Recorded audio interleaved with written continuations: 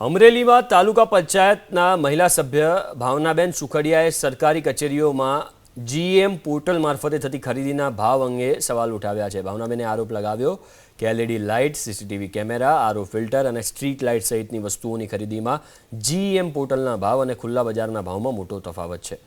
છેલ્લા 5 વર્ષ દરમિયાન થયેલી ખરીદીની માહિતી મેળવી ભાવોની સરખામણી કરતાં કેટલીક વસ્તુઓ બજાર ભાવ કરતાં ઘણી ઓછી કિંમતે મળી છે, જ્યારે કેટલીક ખરીદીમાં બજાર ભાવ કરતાં 3 ગણો સુધી વધુ ખર્ચ થતો હોવાનો આરોપ લગાવાયો છે।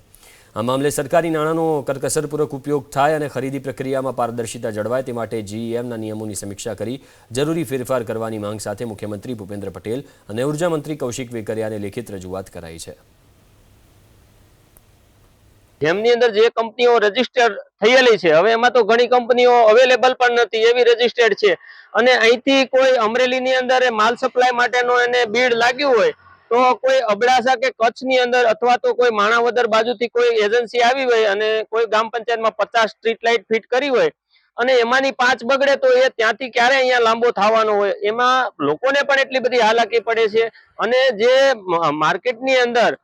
બ્રાન્ડેડ વસ્તુ છે એ બ્રાન્ડેડ વસ્તુના ભાવ ખરેખર જેમની અંદર જે ખરીદી થઈ એનાથી 3 ગણા સસ્તા ભાવે જાહેર માર્કેટની અંદર અમે જ્યારે ભાવ માંગ્યા ત્યારે ખબર પડી તો સરકારને અમે વિનંતી કરી છે કે જ્યારે જેમની અંદર બીડ માંગવામાં આવે ત્યારે ખુલ્લા માર્કેટની અંદર વેપારીઓને પણ બીડ એમનું લઈ અને એનું નેગોશિએશન કરી અને સ્વીકારવામાં આવે તો સરકારી નાણાં ખૂબ બચી શકે એમ છે।